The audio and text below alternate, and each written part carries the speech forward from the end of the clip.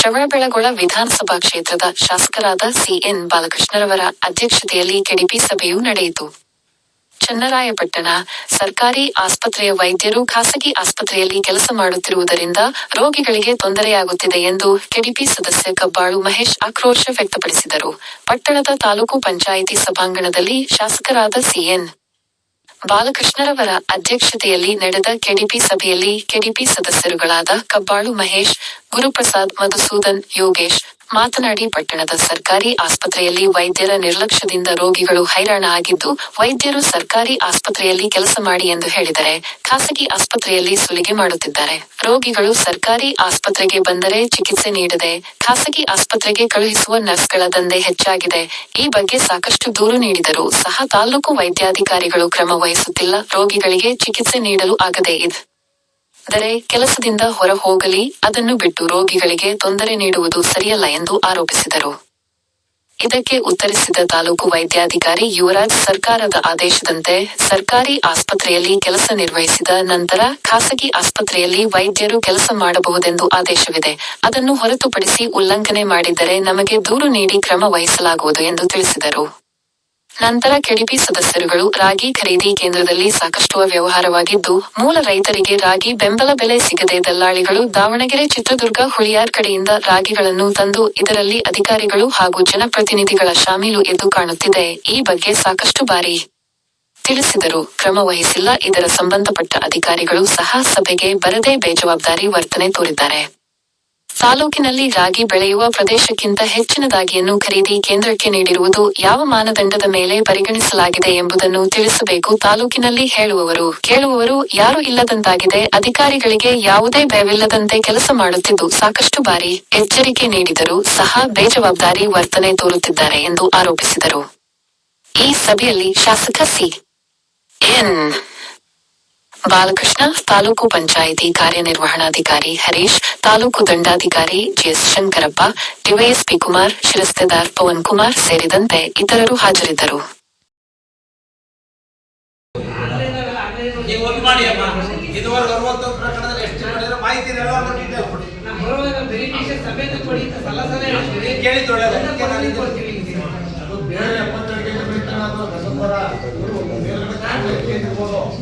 ಅದು government ಇದ್ರದವರು city ಒಳಗಡೆ ಇಟ್ಕೊಂಡು ಆರ್ಟ್ ಆಫ್ ಸಿಟಿ ಒಳಗೆ ಇಟ್ಕೊಂಡು ಗಂಧಮಾರ್ ಕಳ್ಕೊಂಡಿದ್ದಾರೆ ಅಂತಂದ್ರೆ ಅದನ್ನ ಏನು ಇದು ಮಂಗ್ಯಮ್ಮ ಡಿಸಿ ಕಾಂಪೌಂಡ್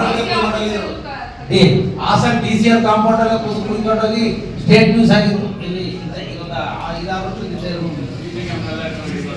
ಆಮೇಲೆ ಸಿಸಿ ಕ್ಯಾಮೆರಾ ಫುಟೇಜ್ ನೋಡಿ ಗೊತ್ತಾಯ್ತಾ? ಅದೇನಾದ್ರು ಗೊತ್ತಾಗ್ಲಿಲ್ಲ ನಮ್ಮ ವಿವೋರಿಂದ ಒಂದು ವರ್ಷ ಆಯ್ತು ಹೋಗಿ ಬಿಡಿಸಿಲ್ಲ. ಈ ಮಾಡಿ ಸರ್ಕಾರಿ ಕೆಲಸ ಸಿಗದೆ ಮೇಡಮ್ ಪುಣ್ಯ, ನೀವು ಕೆಲಸ ಮಾಡಿ ರೈಟಿಂಗ್ ಮಾಡಿರ್ತೀರಿ. ಈ ವಿಚಾರಗಳೆಲ್ಲ ಅಂದ್ರೆ ಸಿಸಿಟಿವಿ ಎಲ್ಲ ಹಿಡಿಯಕ್ಕಾಗಿಲ್ಲ ಅಂದ್ರೆ ನಾವು ಹೋಗಿ ಕೇಳಿಸ್ತೀವಿ ಪ್ರಶ್ನೆ ಕೊಡ್ಬೇಡಿ. ನಿಮಿಷ ಬಿಡ್ತೀವಿ. ಎಷ್ಟಿ ಮೂಟಿಗೆ ಕೇಳಿಸಿ ಕರಿತೀವಲ್ಲ ಆಗ್ಲೂ ನೋಡ್ತೀನಿ, ಇನ್ನಾಟಿ ಮೂಟಿಗೆ ಆಗ್ಲೂ ನೋಡ್ತೀನಿ. ಚಾಲೆಂಜ್ ತಾಳಮ್ಮ ಎತ್ತ ಮಹಿಳೆಯಾಗಿ ನೀನು ನನ್ನ ಕೆಲಸ ತಗೊಂಡು ಪ್ರಸಾದನ್ನ ಅವನು ಡಿಗ್ರಿ ಮಾಡಿರ್ತಾನೆ ಬಿಟ್ಬಿಟ್ಟು ನನ್ನ ತಗೊಂಡಾಗ ಏನಾಗುತ್ತದು? ಈಗ ಬೋರ್ಡಿಗೆ ತಾತ್ಕಾಲಿಕವಾಗಿ ಅವಕಾಶ ಇದೆ. ತಾತ್ಕಾಲಿಕ ತಗೊಂಡ್ರೆ ಹೆಂಗೆ ಬೋರ್ಡ್ಗಳು ತಾತ್ಕಾಲಿಕ ತಗೊಂಡ್ರಿ ಅಲ್ವಾ ನೀವು? ತಾತ್ಕಾಲಿಕ ತಗೊಂಡ್ಮೇಲೆ ಹೆಂಗ್ ಹೋಯ್ತಾರೆ ಬೋರ್ಡ್ಗಳು? ಮತ್ತೆ ಬೋರ್ಡ್ ತಗೊಂಡ್ಮೇಲೆ ಬೋರ್ಡ್ ವಜಾ ಮಾಡ್ಬೋದಲ್ಲ? ನೀ ಮೇಡಮ್ ನೀನು ನಿನ್ನ ಅವ್ರಿಗೆ ಜಾಸ್ತಿ ಎಜುಕೇಶನ್ ಮಾಡ್ತಾರೆ. ನೀವು ಸಿಡಿಒ ಏನು ಮಾಡಕ್ಕಾಗಲ್ಲ,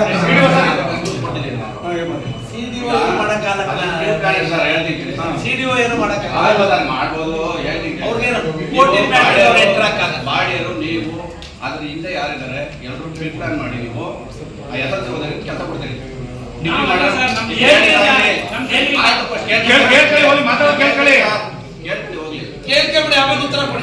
ಆಮೇಲೆ ಕೈ ಬಿಡ್ತೀರಿ. ಡಿಗ್ರಿ ಮಾಡಿರೋ ಅನ್ಯಾಯ ಆಯ್ತು. ಈ ಇವ್ರು ಇರ್ತಾನಲ್ಲ SLC ಮಾಡಿರೋನು ಡಿಗ್ರಿ ಮಾಡಿರೋಂಗಿಂತ ಬುದ್ಧಿವಂತಲ್ಲ. ಅವನಿಗೆ ನಿಮ್ಮಂತ ಹಿಂಬಾಲಕರು ಏನ್ ಮಾಡ್ತೀರಿ? ಕೋರ್ಟ್ಗೆ ಹೋಗ್ಬಿಡು ಅಂತೀರಿ. ಆಮೇಲೆ ತಂದುಬಿಟ್ಟು ಕೋರ್ಟ್ ಅಲ್ಲ ನೋಡಿ ನೋಡಿ ನೋಡಿ ಅನ್ಯಾಯ ಯಾರಿಗಾಗುತ್ತೆ? ಎಷ್ಟು ನಿಮ್ ಬಾಡಿ ನೀವೆಲ್ಲ ಎಜುಕೇಟೆಡ್ ಅಲ್ವಲ್ಲ? ನಿಮ್ ಬಾಡಿಗಳಿಗೆ ಗಮನ ತರಬಾರ್ದ ನೀವು? SLC ಮಾಡೋರಿಗೆ ಇದು ಅನ್ಯಾಯ. ಕೋರ್ಟಿಗೆ ಒಂದು ರಿಪೋರ್ಟ್ ಹಾಕ್ಸ್ಬಿಟ್ಟು ಕೋರ್ಟ್ ವಜಾ ಮಾಡಿಸ್ಬಿಟ್ಟು ಇವನಿಗೆ ಕೊಡಿ ಸರ್, ಏನಾಗುತ್ತೆ ಎಷ್ಟು ಇದು 4ನೇ ಮೀಟಿಂಗ್ ಆಯ್ತು 1 ವರ್ಷದಿಂದವ, ಕೊಟ್ಟು ರಿಪೋರ್ಟ್ ಕೊಡಿ. ಯಾಕಾಗಲ್ಲ? ಮನ್ಸು ಮಾಡಿದ್ರೆ ಎಲ್ಲ ಮಾಡ್ಬೋದು. ನೀವು ಬ್ರೆಡ್ ಪ್ಲಾನ್ ಮಾಡಿ ಅವ್ನು ಬೇಕು ನಿಮಗೆ, ಇವನಿಗೆ ಅನ್ಯಾಯ ಆದ್ರೂ ಪರವಾಗಿಲ್ಲ, ಇವನು ಉಳಿಸ್ಕೋಬೇಕು ನೀವು, ಇಷ್ಟೇ ಅಲ್ಲಿ ಏನೂ ಇಲ್ಲ. ನೋಡಿ ಕೋರ್ಟ್ ನೋಡ್ರಿ ಲೀಗಲ್ ಏನಿದೆ ಮಾಡಿಯಪ್ಪ. ಗೊತ್ತು ಅವರಿಗೆ, ಜನಪಾಲನೆ ಆಗಿದೆ ಅವರಿಗೆ. ಸರಿ, ಇವತ್ತು ಈ ಗ್ರಾಮ ಪಂಚಾಯತಿ ನಾವು ತಗೊಳ್ತಾರೆ ಅಂತ ಹೇಳಿ ತಗೊಂಡ್ಮೇಲೆ ಮತ್ತೆ ಡೈರೆಕ್ಟ್ ಕನ್ಸಲ್ಟೇಷನ್ ಮಾಡಿ ಎಲ್ಲಿ ಬರ್ತದೆ? ವಾಟರ್ ತಗೊಳ್ತಾರೆ ಗ್ರಾಮ ಪಂಚಾಯತಿ. ಈಗ ತಗೊಳಂಗೆ ಇಲ್ಲಿ ಅಲ್ಲ, ಈಗ ಬೇಡ, ಮುಂಚೆ ತಗೊಳ್ಳೋದು ಅದು ಎಲ್ಲಿ ಬರ್ತದೆ ಗ್ರಾಮ ಪಂಚಾಯತಿ? ಎಲ್ಲಿಂದ ಬರ್ತಾರೆ ಹಾಗೆ ಅಂತ ಈಗ ಇಡೀ ರಾಜ್ಯದಲ್ಲಿ ಒಂದು ನಿಮಿಷ ಕೇಳಿ ಸರ್, 6 ಲಕ್ಷ ಮೆಟ್ರಿಕ್ ಟನ್ಗೆ ಕೇಂದ್ರ ಸರ್ಕಾರ MSP ರೇಟಲ್ಲಿ ಖರೀದಿ ಮಾಡ್ತಕ್ಕಂಥದಕ್ಕೆ ಅನುಮತಿಯನ್ನು ನೀಡಿದ್ದಾರೆ. ನಾನೇ ಅಸೆಂಬ್ಲಿನಲ್ಲಿ ನಿಯಮ 73ರ ಅಡಿನಲ್ಲಿ ಮಾನ್ಯ ಆಹಾರ ಮತ್ತು ನಾಗರಿಕ ಸರಬರಾಜು ಸಚಿವರಿಗೆ ಪ್ರಶ್ನೆ ಮಾಡಿದ್ದೆ, ಬಹುಶಃ ಅದು ವಿಡಿಯೋ ಕ್ಲಿಪ್ಸ್ ಇದೆ, ಕಳಿಸ್ತೀನಿ. 30.76% ರಾಜ್ಯದಲ್ಲಿ ಖರೀದಿಯಾಗಿದೆ. ನಾನು ಅವರಿಗೆ ಪ್ರಶ್ನೆ ಮಾಡಿರ್ತಕ್ಕಂಥದ್ದು ಏನಪ್ಪ ಅಂದರೆ, ನಮ್ಮ ರೈತ ಬೆಳೆದಂಥ ಪೂರ್ಣ ಪ್ರಮಾಣದ ರಾಗಿ ಪೂರ್ಣ ಖರೀದಿ ಆಗಬೇಕು ಅನ್ನೋದ್ರ ಬಗ್ಗೆ ನಾವು ಒತ್ತಾಯ ಕೂಡ ಮಾಡಿದ್ದೇವೆ. ಅದನ್ನ ಮಾರ್ಚ್ 31ಕ್ಕೆ ಅಂತಿಮ ದಿನಾಂಕ ತಡೆಯಿಲ್ಲ, ಅದನ್ನ ನಾನೇ ಮಾಡಿಸಿದ್ದು.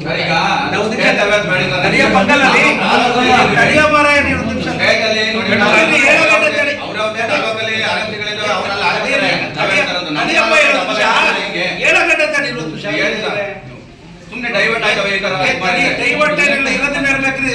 ಅಸೆಂಬ್ಲಿಯಲ್ಲಿ ಮಾತಾಡಿದ್ರು ಡೈರೆಕ್ಟ್ ರೆಕಾರ್ಡ್ ಆಗಿರ್ತಾರೆ.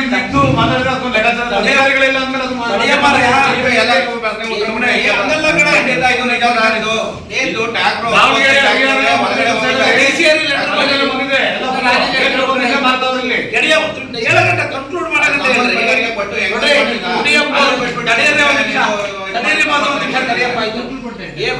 ಕನ್ಕ್ಲೂಡ್ ಮಾಡೋ ಮಧ್ಯೆ ಇಂಟರ್ಫೇರ್ ಆಗ್ಬಿಡಿ, ಆಮೇಲೆ ಮಾತಾಡಿ ನೀವು.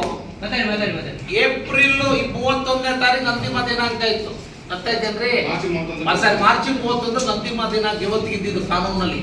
ನಾವು ಅದನ್ನ ಎಂಡ್ ಆಫ್ ಮೇ ಗಂಟ ಅವಕಾಶ ಕೊಡಬೇಕು ಅಂತ ಇಡೀ 224 ಜನದಲ್ಲಿ ನಂದೇ ಒಂದು ಪ್ರಶ್ನೆ, ನಿಯಮ ಬೇಕಾದ ವಿಡಿಯೋ ಕ್ಲಿಪ್ಸ್ ಕಳಿಸ್ತೀನಿ.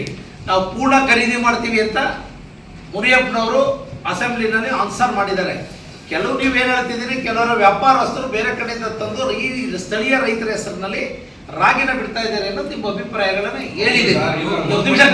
ಅದೇ ರೀ ನೀವು ಹೇಳಿದ್ದು ಹೇಳ್ತಿದ್ದೀರಲ್ಲ, ಅದನ್ನ ನೋಡ್ರಿ ಹೋಗ್ಬಿಟ್ಟು ಪರಿಶೀಲನೆ ನಮ್ಮ ಫುಡ್ಡವ್ರು ಏನಿದ್ದೀರಿ, ಆಮೇಲೆ ನಾವು ಸಂಬಂಧಪಟ್ಟಂತ ರೆವಿನ್ಯೂ ಇನ್ಸ್ಪೆಕ್ಟರ್ ಇದ್ದೀರಲ್ಲಪ್ಪ, ಸ್ವಲ್ಪ ನೀವು ಯಾಕೆಂದ್ರೆ ರೆವಿನ್ಯೂ ಕಂದಾಯ ಇಲಾಖೆ ಭಾಗಿಯಾಗಬೇಕು ಈ ವಿಚಾರದಲ್ಲಿ.